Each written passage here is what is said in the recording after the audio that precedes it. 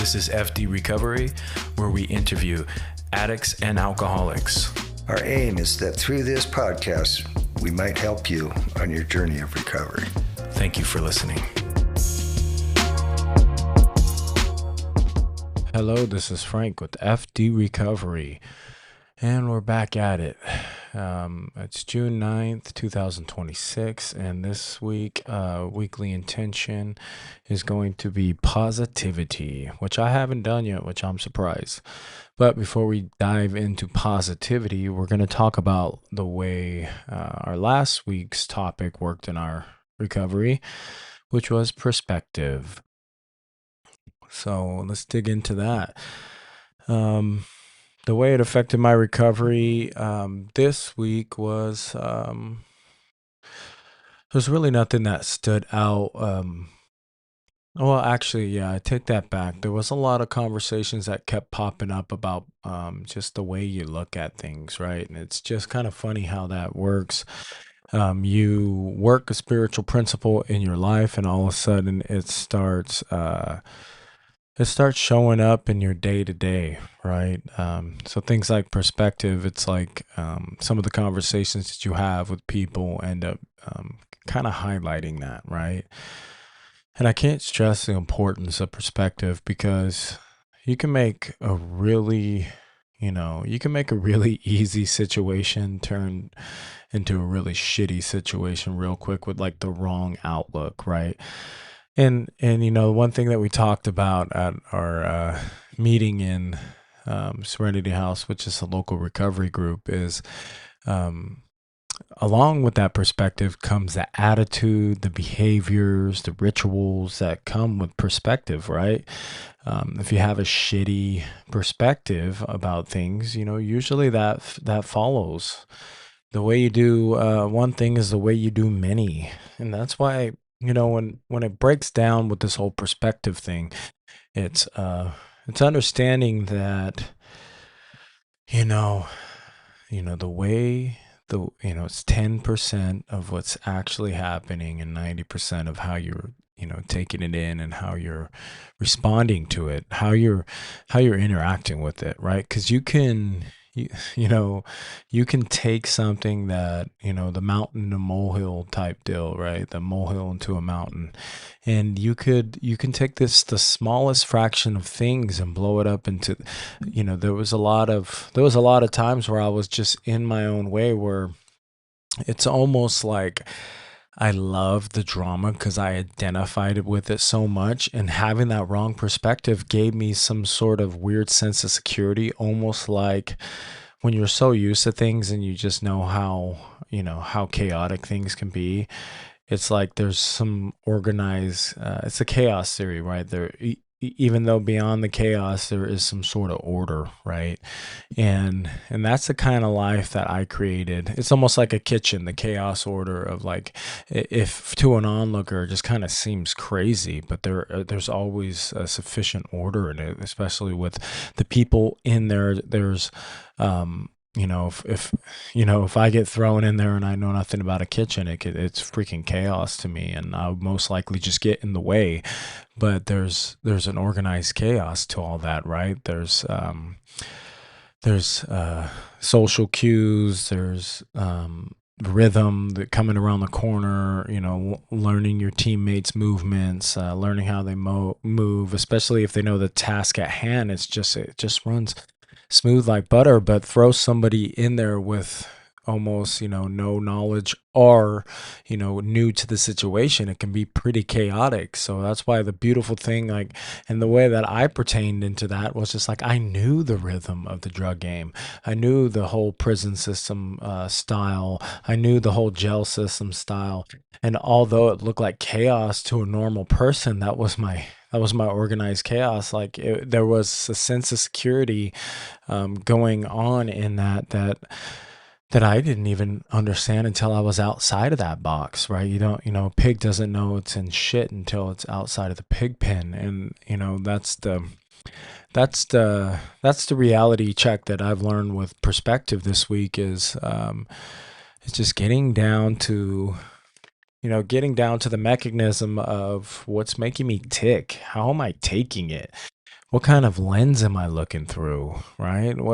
There's so much to be said with, you know, I was having a conversation with my daughter, and she's getting older now, and it's just like, I was just giving her some of my life experience and stuff I've went through, and we're just going back and forth. Obviously, you know, going through that age is just an interesting time to 12, 13. It's just kind of interesting to watch it develop before you. And you think back about when you were that age, and it's like, that's when I started using drugs. And, you know, just understanding that, your perspective is going to change. I remember looking back at when I was so young and I thought everything was the end of the world. And it's like, you're gonna grow up, and you're gonna think differently. You're gonna learn stuff, and what seems like a big deal today, a week or two or even a year from now, you probably won't even remember it. But you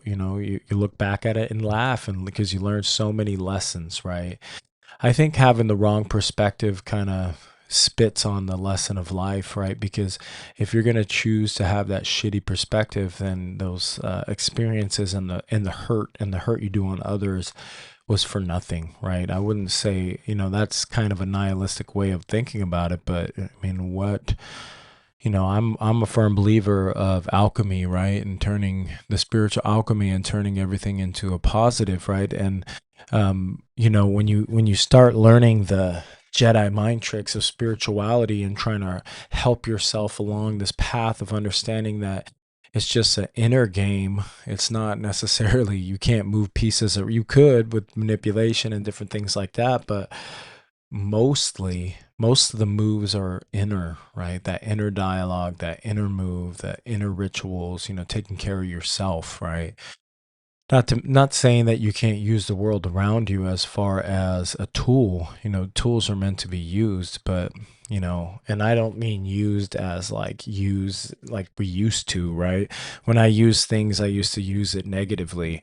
Now I use things with the purpose they were intended, right? Use the tool correctly. Use, like, when you have support group, use them correctly. Don't abuse them. Don't try to put a Phillips with or Phillips with a flathead, just use the right tool for the job. And it seems like, when it comes to this whole spirituality stuff, is like, use the right spiritual principle for the job. If you're dealing with very stubborn people, and you might be one of those as well, right? And you're in there, you find yourself getting angry, the proper tool there is to develop some patience, because for me, the longest time, I thought patience was this beautiful thing that came down from the sky, and all of a sudden I was touched by God's grace, and I can take people's behavior and go, "Oh my God, I am so holier than thou." But that's not the way it worked, right? For me, patience is like, okay, I'm pissed. How do I get out of this? How do I interject or inject some of this peace and tranquility in a seemingly unpeaceful situation, right? The conflict resolution piece of what the spiritual principles provide, and trying to stay on that path daily as a lifestyle is very tricky, right? Because we have such an interaction with our own ego, and we're so caught up in the way things look, and I don't care how spiritually developed you are, you're going to have that battle in some form. It may not be the same old battle, but it'll mutate, right? It'll mutate with your development, because I do believe that there's a battle, right?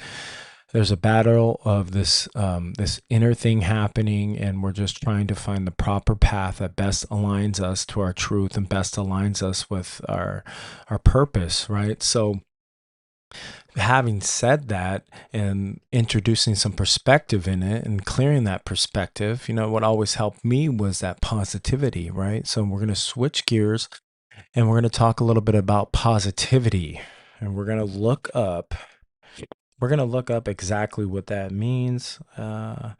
So here we go. That's positivity. All right, positivity. All right. Positivity is the practice and tendency to focus on what is good, constructive, and helpful.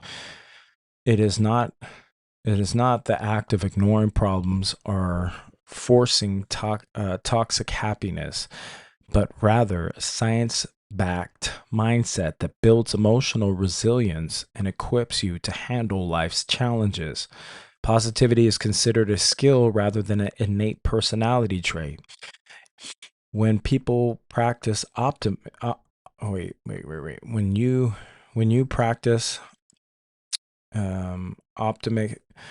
optimistic thinking or gratitude, it alters your brain structure through a process called neuroplasticity. And neuroplasticity might be a topic for another podcast, but brain function. Focusing on happy thoughts triggers the production of serotonin, creating calm and focus. Cognitive benefits. It expands your awareness, making you more creative and a better problem solver. Why it matters. Actively building a positive mindset offers tangible benefits of both the mind and body. Physical health studies.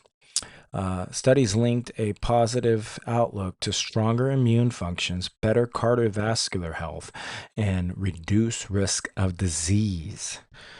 Resilience. It provides better coping skills during hardship and reduces the harmful physical effects of stress, because stress does kill on a very biological level. How to cultivate positivity. Because it is a practice, all right, that keyword practice, positivity requires intentional daily effort. You can strengthen the brain muscle, in quotations, through a few evidence-based exercise, right? And this is the stuff we build in, we talk about in early recovery, especially going through rehab, right? The first thing, gratitude journal. Actively identifying 3 to 5 things you are grateful for each day rewires your brain to look for the good. Meditation. That's one thing. Meditation is such a key part, right? Taking just a few minutes of the day to ground yourself and can help expand your awareness of joyful moments back into the present, right? Mindful reframing, consciously replacing, that's the one I like to use, reframing. Consciously replacing negative talk with constructive, positive language to disrupt deeply ingrained habits. That's just the reality, right? So that was some good piece of information from old trusted Google, right? But imagine, the one thing that I used to fall victim to is we go back up to the top and it was talking about it is not an act of ignoring problems or forcing some sort of toxic happiness. That was my main beef with that, right? Because, without the work, without the actual fruits of your labor type deal, you could actually you can slip into this fake facade that you're using almost just as a layer of denial, right? And we're having a conversation driving in the car because my wife asked me, what's my next topic? And I said, I think it's going to be positivity. And she's like, are you sure you haven't done it? And I'm like, you know what? I think I have. Maybe I haven't. And so she looked it up, and sure enough, it wasn't on my, on the list. And I'm like, oh, okay, well, cool. Well, then that works, right? Because if we're going to talk about perspective, I guess the best thing to talk about is positivity right after. And let's talk about the pros and cons, right? I understood like the potential the potential pitfalls that I would fall into in early recovery. I would use it as a form of denial and not necessarily. I'd fake it till I make it, and you could use that in some form, like fake it till you make it, but I've learned that unless you get real about this spiritual development, faking it till you make it only ends up being more fake in the end, right? It's about actually going through these steps and doing what you can. Don't get me wrong. I get the premise of fake it till you make it, because sometimes you just kind of got to go with the process, and you got to trust the process. I think that's the biggest key thing when someone says fake it till you make it. It's more, just a translation of trust the process, because you may not know it in the beginning, but as soon as you start the process, you start learning along the way. And I think that's more or less breaks down that fake it till you make it thing. Is like, it's not necessarily you're faking it, it's just you don't know what the fuck you're doing, right? So it almost feels foreign to you, so it almost feels fake, right? And so that's way for me is like understanding that things are going to be very foreign for you when you first start. So just, but that doesn't mean that that's like saying, well, just because I don't know how to be positive, or it just feels fake to me because I've been so negative my whole life, that I shouldn't try it, right? It's gonna be uncomfortable for a while, right? But that's just like anything you practice. You're not going to just be a top golfer from the gate. You're going to suck at it, and you're going to be like, dude, it's just like anything, frisbee, golfing, baseball, you're going to suck, dude, for a while. And if you're ever going to have aspirations of even just getting a fraction of better, you got to do practice, practice, practice, right? So understanding that you don't have to be a master at it from the beginning. Like, a lot of people get caught up in this, what are people going to think? Am I going to suck? And going down this whole what if route, when all you got to do is just put one foot in front of another and just do it, right? It doesn't, that's the best explanation for me with fake it until you make it. It's just like, it just feels super foreign in the beginning. So it almost feels fake. So just fucking go with it, right? Because eventually along the way, you're going to get to a point where everything starts to align a little bit better, and you're going to go, holy shit. It talks about that line, in which that used to baffle us, right? That quick little line is just like, the things that you've done before that used to baffle you, it almost seems like it comes with you to you with ease, right? Because you fixed a lot of your bullshit, right? I just remember being so, how do I say it? Just so hung up on all the wrong shit, because my brain was just not, I was just doing no effort to wire it correctly. I didn't realize my habits had a big thing to do with it. Didn't realize the stuff I was putting in my body, whether it be drugs or just a poison food that I just, the sugar, all this, I didn't realize it was actually a microcosm of different choices that were kind of leading me towards a path, right? And I say that just to say this is like, if you want to start down this path of fixing your perception and, well, your perspective, what happens is you got to start interjecting positivity and healthy habits and all those things, right? Because it's like a microcosm. We were talking about this in the meeting. It's just like, it's not just one thing, it's a multitude of things. It's it's the beautiful song and dance of life, that rhythm. Everything kind of flows together to create a beautiful picture of your life. And it's up to you to help play that symphony along, right? It's super important that you pay attention to this somehow. It seems like meaningless stuff, but it's really not. You got to pay attention to the details, like stop and smell the flowers, right? Because I just remember thinking that everything I didn't realize that everything kind of had to be a little bit more calculated. I had to wake up at the same time. I had to start introducing positive habits in my life, like hobbies. This podcast was one of those things, right? And just listening to positive things, people that got it a little bit more than me, and I'm just like, man, I want that. And then it started off with envy, and then eventually it changed into this form of gratitude, like I'm so glad this person knows more than me, because now I can benefit from it. But before, I was so rooted in negativity and just wrong thinking, and it was just all a fucking attack on me. And eventually that changes. Like you just stick around these rooms a little bit, you start doing a lot of the work on yourself, and all of a sudden things start opening up, and you start realizing you were the fucking problem. Man, I'm speaking in I statements. I was the problem the whole fucking time, and I had no clue. And it's such a weird paradigm shift when you're just like, oh my God, because that's the reason why I realize when I get mad right now, or any time in my life, I realize immediately I start looking to blame others. It's almost immediate, right? My wife points it out all the time. She goes, it's not my fault. Stop blaming me, right? And I have to really take a step back and evaluate those situations, because What is it in me that completely wants to avert the attention of the perceived wrongdoing in the moment, right? And it's just like, okay, that's the lack of accountability and the negative headspace that I've cultivated my whole life. And that's why when it says, it's considered a skill rather than an innate personality trait, is because you have to hone a skill. It just doesn't, you don't wake up and become, Mr. Positivity or Mr. Next Level, right? You have to hone this shit in. Anything of any substance is just like, and I don't mean substance like drugs, so chill out, right? All the addicts out there, because that's the first thought wrong. That's the first thing that pops in my head. And I digress.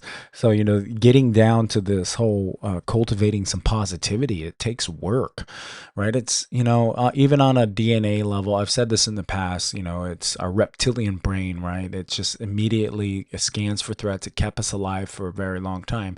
So using that frontal cortex and in this whole mix, and just trying to use more of our brain than just our reptilian part, right? And I don't mean to get all scientific because I barely know anything about it, but maybe we'll dig in next week to neuroplasticity, and maybe that'll give us a little bit further insight on how, what the brain is really doing during this process. Because I do know personally, like, just taking this dive within spiritually and mentally and therapeutically, right? There's some things there's doors that you open that rather couldn't be opened any other way, and you allow God in during that process, and it's just it's a kind of a beautiful song and dance that you get to experience, right? So I encourage you, if you're out there and you're just trying to be on a better path, and you're just trying to keep your head above water, right? Sometimes I know it's just like, whoa, turn the survival into thrive. It's like, shut up, man. Like, sometimes you wake up one day and you're like, I am fucking struggling. There's days I wake up and I just say, shut up, like, to the positive person in the room, like, fuck you. I'm in a bad mood. I want to sit in this, right? So some days you're going to be stronger than others, right? That's why that's important to hold on to your daily rituals, right? Because it just might be, there's some days I don't want to go to the gym and I'm telling myself I'm a fucking piece of shit and I'm this and I'm that. Who cares? Just quit on yourself. Nobody else cares. All these things that go on inside my head when I'm struggling and I'm throwing a pity party, or maybe I'm not feeling good, I'm feeling down, I'm feeling sick, depressed, whatever's popping up for me at that moment. Being a human being is a very complex situation when it comes to the spiritual and emotional factor to it. So, and coming into recovery is you're starting to learn about all this shit, right? You're starting to put the pieces together.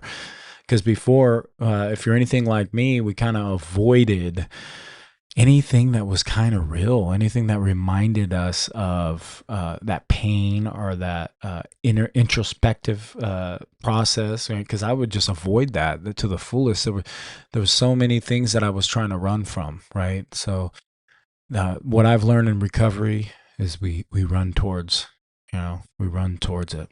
And I heard in a meeting a long time ago, and it's a pretty common phrase, but there's talk about the buffalo. The buffalo faces the storm and walks through it because it knows on a innate level, it's just like, okay, if I can face the storm and go through it, I'll be out the other end faster, as if I ran with the storm. So don't make the mistake and run away from the storm, because eventually the storm has to travel and it'll catch up to you, and then you'll be in it longer. So face the storm. That's what all this is all about, right? So if you're going to work a spiritual principle this week, try to introduce some positivity in your life, and don't make it that fake shit, right?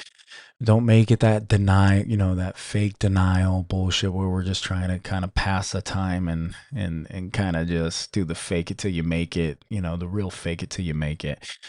Just understand, hey, things aren't going to be so perfect sometimes, and that's just the way life goes, and introduce some God into it. And then next thing you know, you put one foot in front of the other, and then you're on a different path, right? So that's all I got this week, guys. So work with me, some positivity.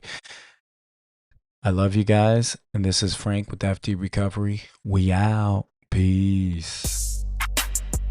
Thank you for tuning in to FD Recovery. A reminder, be kind to yourself on this journey of recovery. Also, call your sponsor, get connected to local support groups, and for one day at a time, stay clean and sober.